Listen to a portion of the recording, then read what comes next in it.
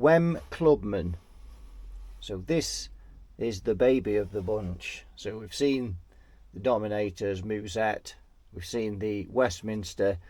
This is the single-ended version of the 3 amps. So big sister, middle sister, this is little sister. Now this one is coming to the later stages of Wem making tube amps, and you can see that the quality is beginning to decline a tad with this more thinner cabinet that we've got here, and now we've just got this plain black cloth instead of the beautiful weaved cloth that we had on the others. This is a very simple amp. So we've got on off on the tone control again, on the treble, sorry. We've got bass, volume, couple of inputs, but they're just input one. That'll be a brightener normal, I would guess. Fuse holder switch, very basic amp. So looking at the back here, we can see, we can't see inside, but if we just try and hone it in under there, if I produce a bit of light so we can see it, you can see there a nondescript speaker, which I think is a 10-inch in there. The cabinet is made of chipboard and not ply. Still got the Wem doofer on there. You can see the badge. So we're okay for plugging this one in because it's out of the shop. It's just in because it's a bit noisy. You can hear the hum coming up. Just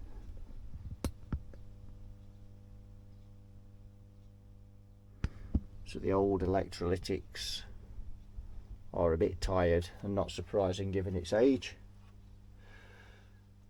The amp has one ECL82 in it. We'll have a look at the schematic on this. So we're just going to do a quick recap on this, just get rid of that background noise and make sure that it's a nice clean tone. Now I think to get into this amp we've got to take the baffle board out on the front and just switch it off, because that cap doesn't sound great, because there's no way to take the back off there. That's sealed, no screws on the sides, so that's telling us we need to get the front off. So that's the first job, and we can't get this chassis past there because it's lipped over, so we need to get the front off this one first. So let's do that, and we'll get the chassis out, and then we can have a look at the chassis. So we've got the chassis out, and this amp has had some work done to it. And one thing it's had on it is a new power cable, and about 16 amp, I think. It weighs more than the amplifier does. It's been put on relatively well, although the only thing is the grip cord is this bit of thing here, which is not obviously nothing to do with the guy that's fitted it. He's just used what's available there, so there's no error on his part, but maybe that's all he had on hand. But yeah, that's beefy cable, that is. Certainly won't be having any problems with that. And again, that's wired in on the switch. Now, did you notice on this one that the AC is on the switch, and it's very quiet, this amp, apart from you can hear the capacitor in the background. It's has it had a new bypass cap on there, or is that for the bias? What is that resistor at the side of it? Well, no, that is 18k, so that's probably a drop in resistor. So where is it? Oh, that's the bypass capacitor there, I would have thought. Can't see what that resistor is there. That's all rubbed off. Where you see that on carbon comps, you see it on at 1 or 2, you can see that resistor there is also so these must have been, the bands are coming off there, so these must be a particular brand of resistor that maybe that's just 1.5k there. Again, looks a bit like it's the bands are coming off, but it's nothing major. We can soon look on the schematic. That is the bypass capacitor, so that's been changed, and it looks like that's the cathode bypass capacitor for the output tube. We've got another capacitor over here. We'll have to see what that's for on the schematic, but that's been changed, so we don't need to do anything. And another one's been changed over here as well, as long as they're the correct values. 47 microfarad, we'll have to check that. But if they're the correct values, then we can leave those in. Someone's done us a bit of work there. But we're focusing on changing this beast. Now, I said this amp is possibly late 70s, and this capacitor says not January 1974 on it. But this speaker, and I have looked at one or two pictures online and things of these, and this appears to be the original speaker. It may not be, of course, there's no way of 100% telling, but if we look, you can see we just get that in the camera, you might be able to see that, you might not. It says 15 ohms, and then it looks like that says 78. It's a date, maybe a date code, I don't know, but anyway, 1978 if it is. But baffle board is birch ply, or ply anyway.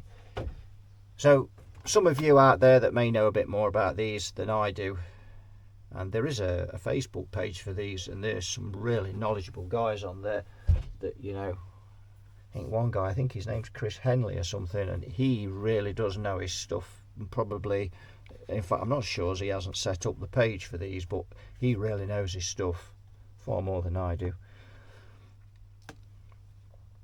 So let's have a look at the tubes, what we've got. Nice socket there, that's very ECC83JJ, so that's not been in there long, has it?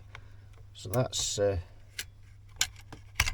and we've got a nondescript ECL82 in there, but that's a Mullard because I can tell by the codes there, although I can't quite see the dates on it, but without getting some really strong glasses. But so yes, we've got our tube. So looking at this, if all these capacitors are correct, maybe just change these coupling, these we know are a bit underpowered, but you know, looking at that, I think that's been changed as well.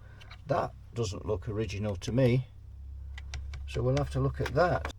I think we've got to get this board out, and this capacitor is exactly the same as the one on the Westminster, 50 plus 50 at 350 volts working. So I think we'll just do the caps on this exactly same as we did with the others, with the two 250s at 350 that we got with the axials, because remember, we can't get this capacitor anymore.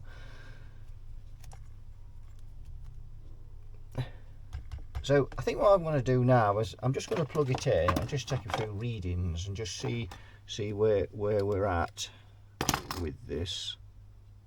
Got a capacitor across the primary on the output transformer as well. I wonder if that's original. We'll have to check that on the schematic as well. Let's just have a look at that.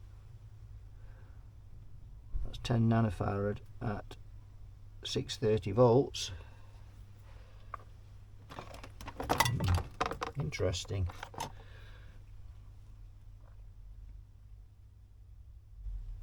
Right, let's plug it in and have a bit of a test round.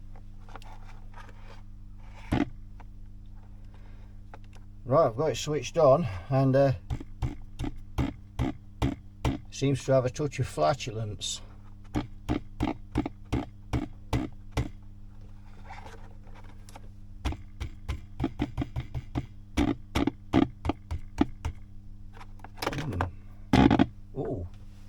That may, oh yes, that's a bad case of flatulence.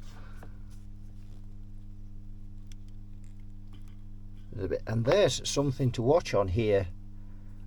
If we look at that board, if we just go in a bit closer, you can see the AC coming in on there, and look at that. You flex that board down and those terminals, the tracers underneath, touch this chassis, will short the output, the power transformer secondaries out. Look at that.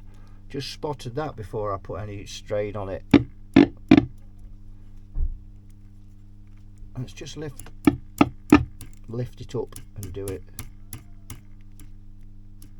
That needs some investigating. Also, that is, and it has got, and they've obviously twigged that because they put something underneath. There's some insulation underneath it, but ooh, just as well that they have, really.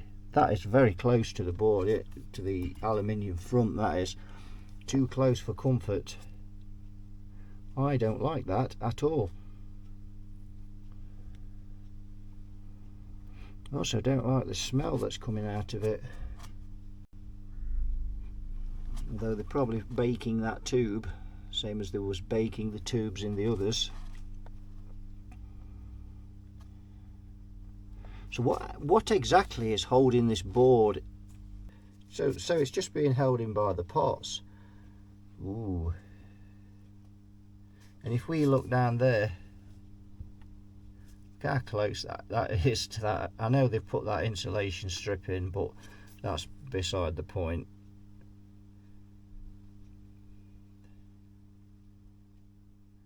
That's a bit close for comfort for me, that is, but I mean, it's clearing it, and as I say, they have got some kind of insulation in there.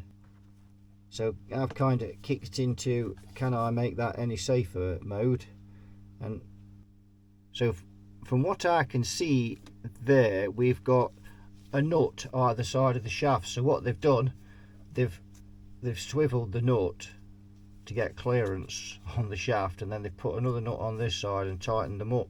So what's the problem with that? Well, if the nuts work loose on the parts, and the vibration steadily turns them round until this board lowers and lowers, and then is sat on this aluminium front. To be fair, as I say, we have got the insulation down there, but I don't like that. And I know sometimes I'm a bit over the top with safety, but yeah, to spot, you know, if ever you're going to be flexing boards, always think about what what you're flexing it down onto. And as I say, I didn't put enough pressure on that to ground it, but because the other thing to bear in mind is there's always some numpty that'll have taken this to bits and not put the insulation back in. And this amp will run without but as soon as you tap that down on there, people do things like that, you know, they don't put things back exactly how they were because they don't have an understanding a lot of the time. They just go into it. Well, we know what that is. I think we can safely say that cap is dry jointed, and that's what's causing that problem. Right, the first job is to make sure that the caps are drained on this amp before we start tinkering. Nope, that's all drained. Always remember to check the caps, make sure they're drained. If you do it right, you won't get a bite. There we go, just a slim piece of, well, barely cardboard. That's the insulation. Yes, if there was a bit of a burnout underneath that board and that caught fire, my word, the whole insulation would be burned away in no time. Dry as a tinderbox. Hey. Let's see how much thread is left on there.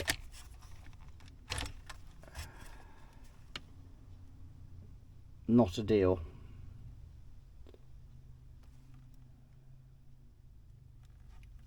Well, oh dear, that's I think I've just can see the problem with that capacitor there. My God, there's some really bad soldering under there. Someone has definitely been in here, probably because it's all, I mean, it's just the solder just breaks up. I can see some cracks and all sorts of stuff, and that's just at a glance. We need to tip this board over, so will it tip the other way? So I think we'll have these input sockets out. To tread a bit carefully with this. I think we'll have those tubes out as well. That would make more sense. Very silly to leave those in there. And we'll have the retainers off because they can be dangerous if there's nothing in. Although we'll not be plugging this in, but if I ever have to plug it in and I don't take note of those, and they're draped across some of the components, so always take the retainers off. Right, let's get these sockets out. Actually, I think I'll just snip those and solder them back on, because the soldering doesn't look wonderful on them, to be fair. So in a bit, so you can see that one's nearly off. Look at that, it's only on a thread, literally on a thread. That'll be ground, so there we go. We'll just leave a bit of the colour on there. I always do that, just leave a nats on it, it just saves you saves time. Right, so now we've got that free, can we turn that over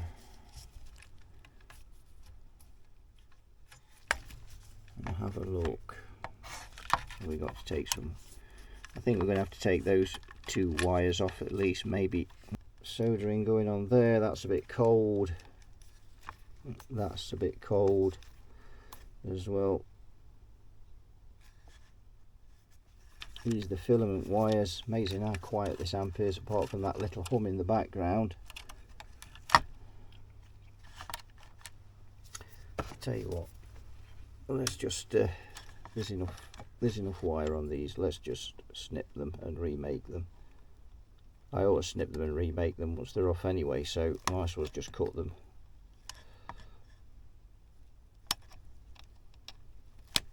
There we go.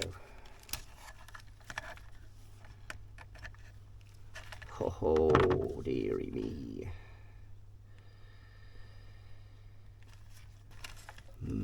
Someone's had a right good time in here. This board is scratched to ribbons.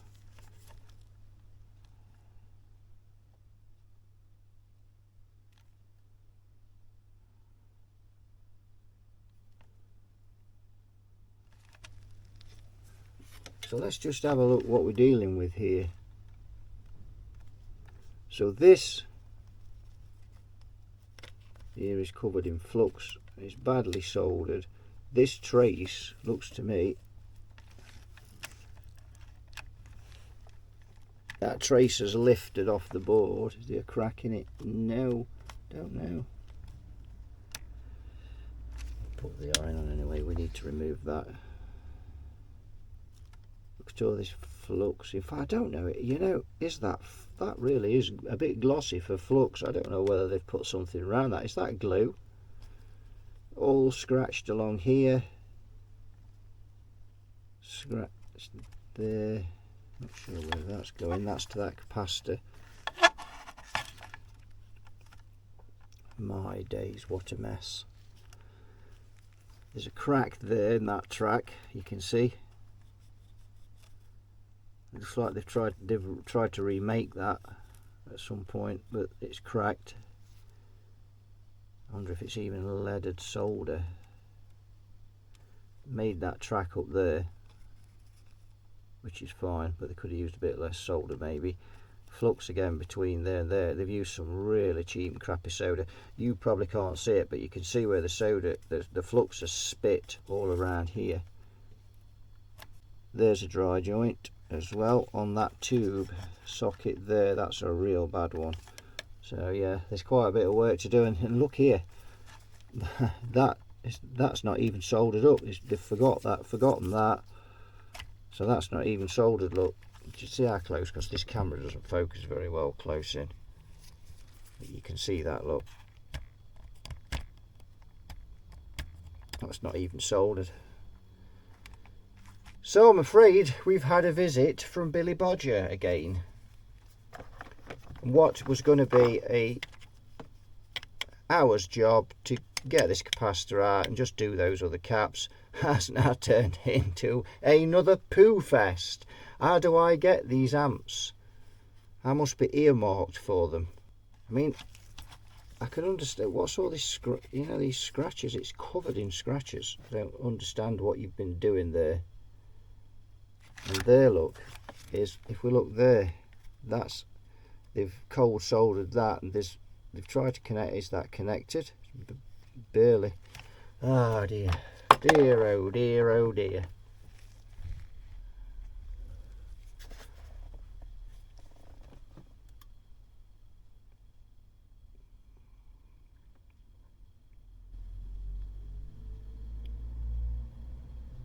Do you know, it would be almost as quick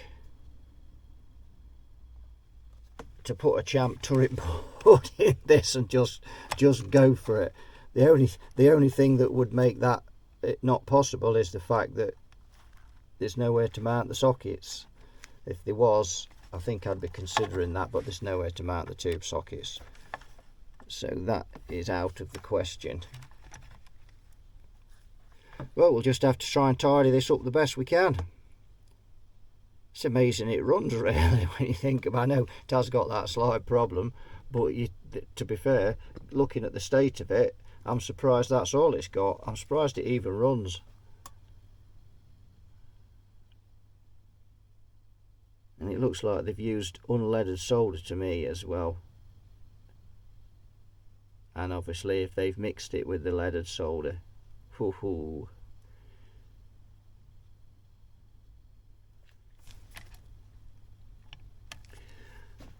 Oh dear. Right, let's start by getting this cap out then, before we do anything else. I'm going to get that out first, get that out of the way, and then we'll look at what state these tracers are in.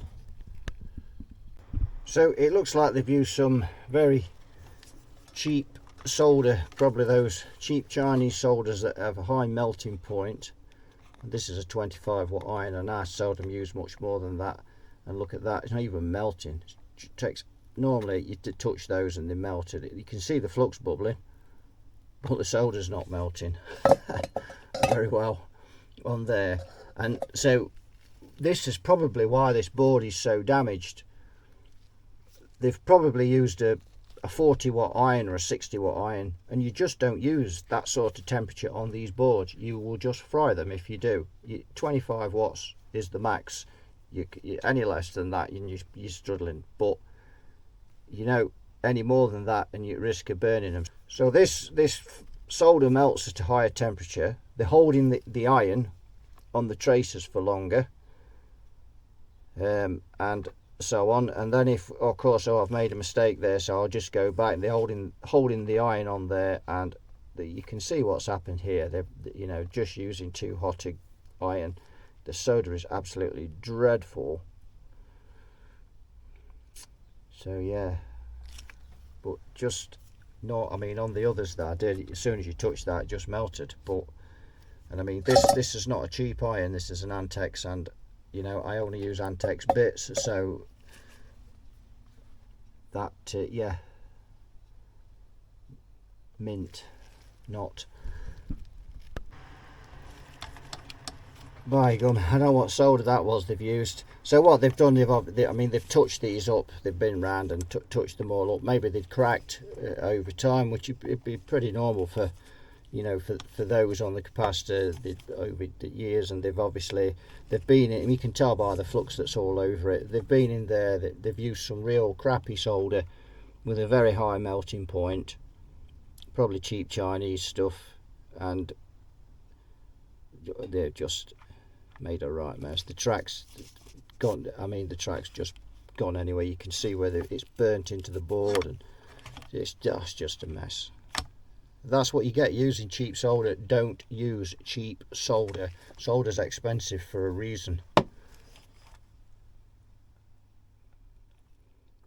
get my solder from Radio Spurs, or you know, DigiKey, Farnell, anywhere like that. But don't buy cheap solder. Don't buy it off eBay. That is just maddening.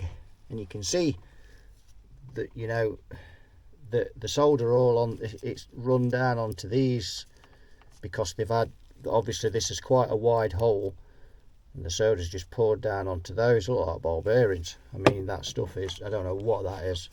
That's the toughest solder I've ever had to melt. And bear in mind, we took one of these out of the Westminster and it came out dead easy, no problems.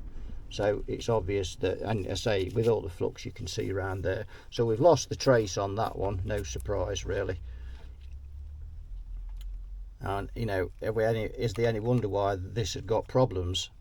You know, that trace had probably already broken there under the solder.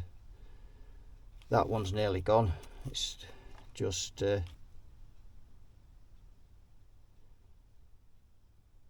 yes, but we can sort that out, no problem.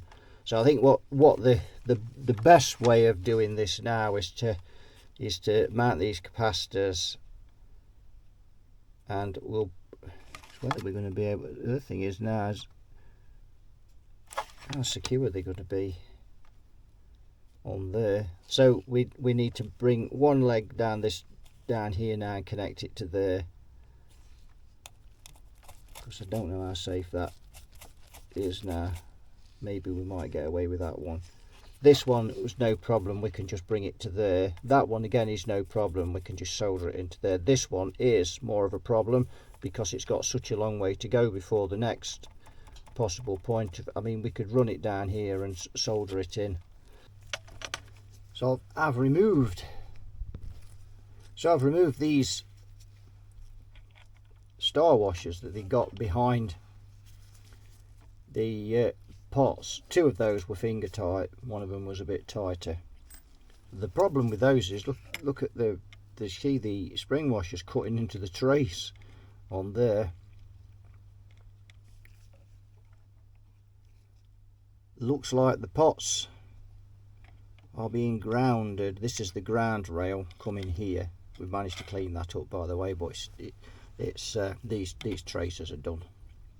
I mean, we won't be able to, oh, well, there's no trace there, and I don't really trust that one in case it's cracked. Cleaned off the flux like lacquer. Yeah, it took some getting off, and obviously I've marked. I ended up. Well, you can see where I've just had to get it off. Can't leave that on there. And yeah, not like normal flux. That wouldn't. You couldn't even dissolve it with the alcohol. Don't know what that was. What type of solder they'd use there, I've got no idea. Plumber's solder, plumber's flux, cheap Chinese solder probably. But anyway, we can sort that out. So the reason I've turned my attention to these is because I was looking to see if I can get this board a little further off this aluminium front plate.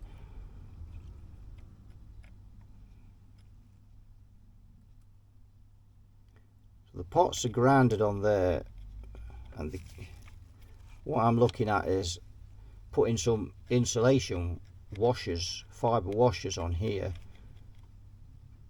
But we could run into problems with that, because it looks to me like they've used the star washer, because you've got like a ground trace around here. It looks to me like they've used the star washer to get a good ground on here.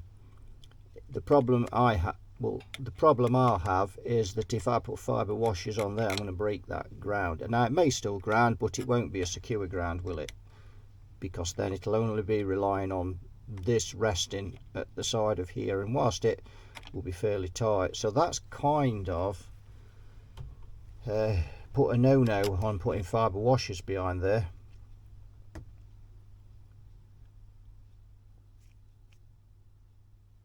Not ideal.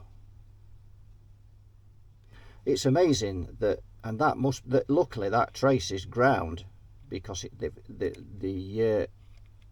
it's actually cut. You can see the copper. That means there's a connection between that trace and that. Well, there's a connection anyway, because of the ground goes across there to the next one. So it's like a ground rail. So through there, that's ground, and you can see that wire there, and that's going to the transformer there. And then the ground is the ground there, the ground on that. Don't appear to be a ground on that. Must be. I think we'll just get the meter on that and just see where we are with it.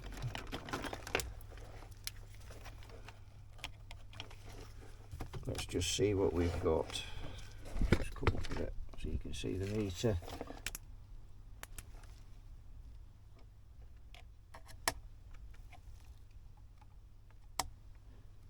no ground, but then I've obviously, so that are they relying on the pots for the ground then?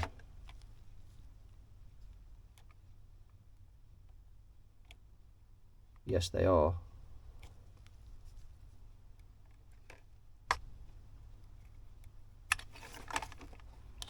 Am I looking at the right wire? That one.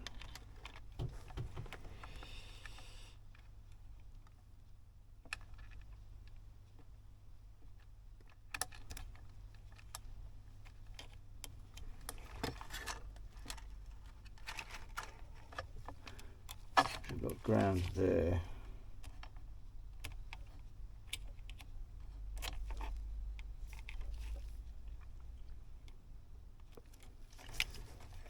So it appears that this amp doesn't have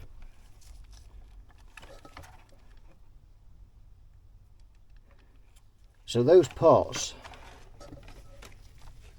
are making ground for this chassis according to that. The only way this is being grounded is through those pots, because if we go, so that's negative of the capacitor, no ground anywhere.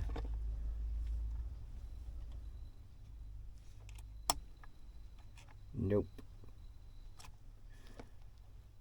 So the cap, the cap is only to ground on the chassis when these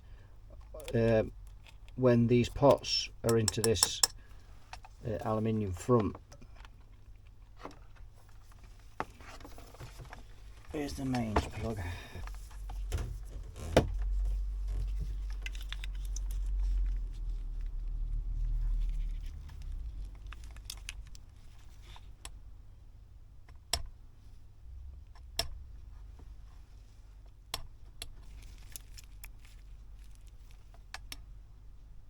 This chassis is not grounded according to that. Look, I've got the ground on there, so either the ground's, let's see if the ground's missing from the plug.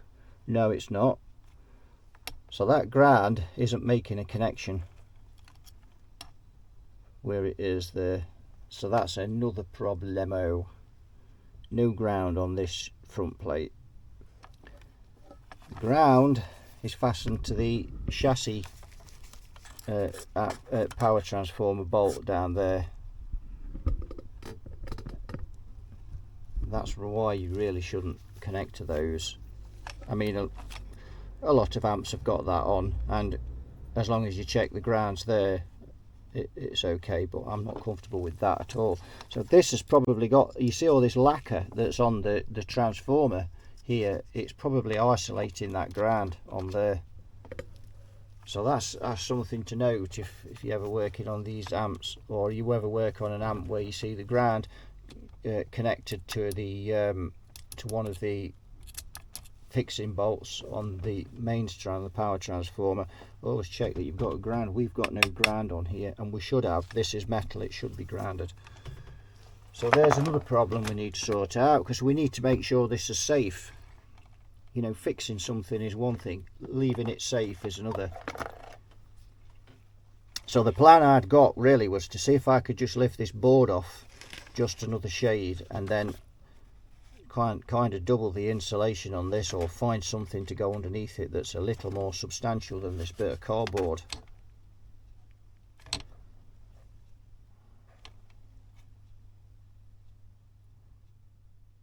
But I can't put fibre washers on there because we won't have a secure enough ground.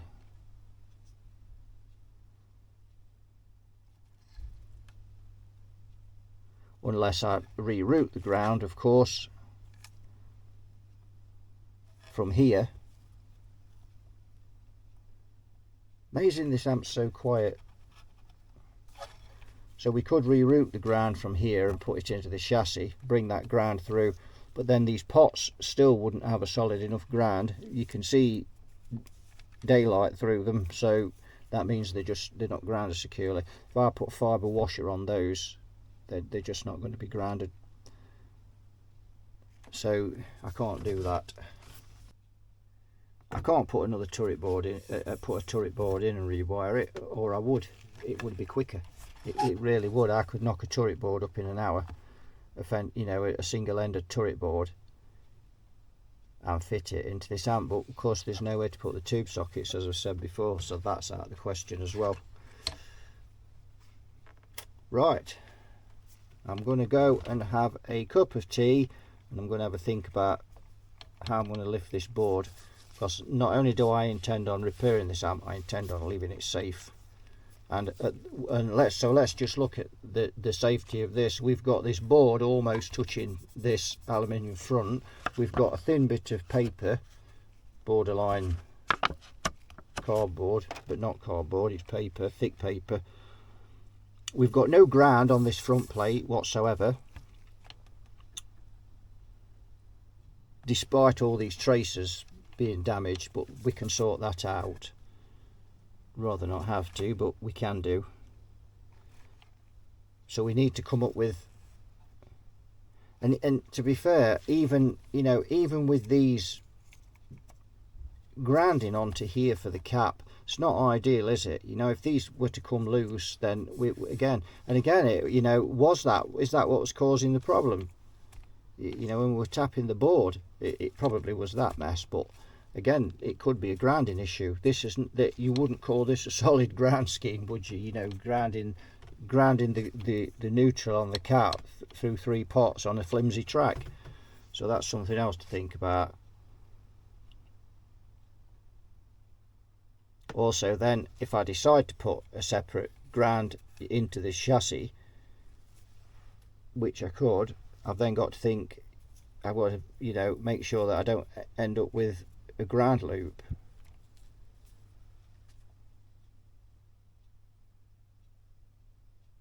Yes, right, I'm going to go away and have a think, and come back and decide what we're going to do. I'm back.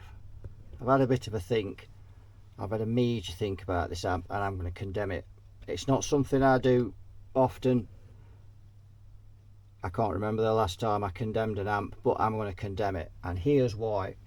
I can't justify letting this amp go out up to a certain safety standard. It just won't cut it, and there's various reasons why. One is this board, in my opinion, is too close to this chassis, and yeah, it's insulated with that, and we could improve that insulation. Secondly, is this is not grounded.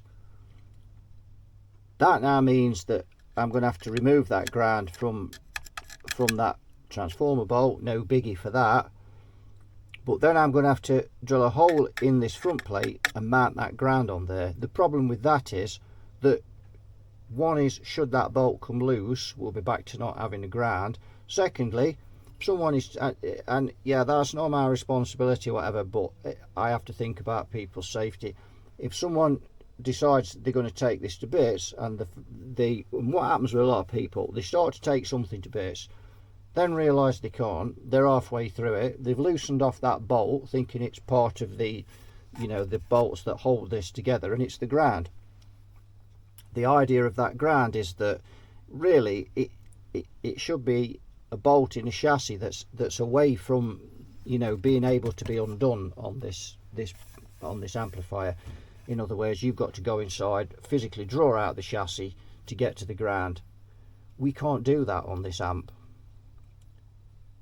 And in all fairness, this amp is going to go into the shop, and it's going to be sold. It's going, you know, we're selling this amp, so the responsibility lies with me on the safety of this amp. The board I can sort out. It's going to take me a long time, but it's at the end of the day, you know, it's my name's on it now. I've opened it up, my name is on this, and I'm going to have to condemn this amp. Now I know there'll be people out there, whoa, you should, you know, and there'll be some people saying, rightly so, this is not a particularly valuable amp. Yeah, it's an old amp, it's not particularly valuable. Let's look at the positives we take from it. We've got a power transformer and an output transformer on here. we can use these for another project, put them in a more secure chassis, and we can still gain something from this. You know, what we're really writing off is the board and the chassis and the cabinet. We're not writing off the transformers. They can still be used again. And I know I have probably had a bit of a moan at this one, and somebody did once leave me a comment, says it's nice to see a tech that doesn't moan about other techs when they've left a little bit of solder off a wire or whatever. But this isn't that, is it? You know, this, we've got all of this, you know, there's flux all over the board, there's damage here, that's never been soldered, we've got damage here, we've got cracks in it there, all over this board. You know, it's an absolute poo fest. So, you know, when you've kind of put all this together and got it running, you're kind of looking at and thinking, oh, you know, it just doesn't give you that satisfaction. If you work on these regularly, you'll know exactly what I mean by that. So I'm going to condemn this one, and that's just the way it goes. Sometimes you can't win them all. So that'll do it for this one. So thanks for watching and putting up with me having a little bit of a moan, because it has made me a bit angry, you know, seeing a vintage amp like this just butchered like that. But that's it. So that'll do it for this one. So thanks for watching, and you all take good care, and I'll see you all in another video. Bye bye for now.